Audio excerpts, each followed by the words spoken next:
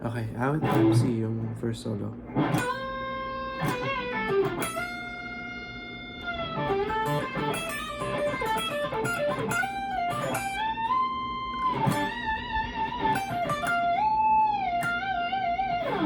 Yan, something like that. Couple notes, pentatonic scale, may konting gumagamit minsan ng ng minor scale na may blues to, so gumagamit din siya ng major at may konting chromatics din. Okay, so una yan. And then using dito, simula muna tayo dito sa first one. Anyways, half bend, and then bebend ulit. Release. So, okay, and it's up to you kung gusto mong gumamit ng rake. Yan, continuing here. Then, release.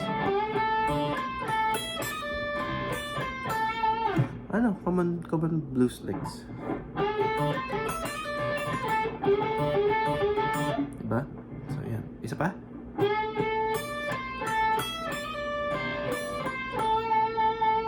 Then, mag-accent ka with using this note.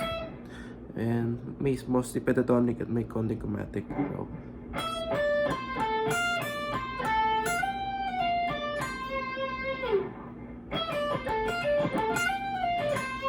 pull off ka lang dito. Legato. Isa pa? Sorry.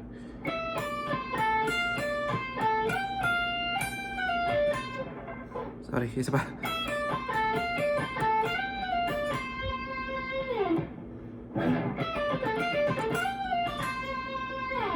Okay, next slide, no go bend.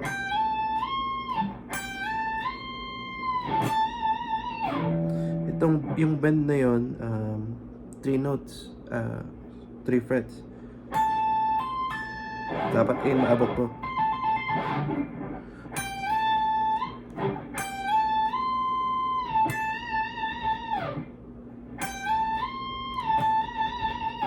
Okay, after nun, sending lang sa pentatonic.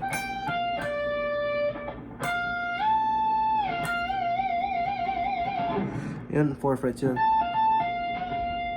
Diba? Dito, yung note na kailangan mo abot. Ayan yan. Tapos na yung solo part. Practicein na lang maigi yung, yung notes para maabot. Actually, yes, syempre, the best maabot mo siya. Pero blues naman din to, so it can go. Okay lang. Wag medyo off, okay, forgivable pa siya kasi blues niya. Marami siyang notes na pasok.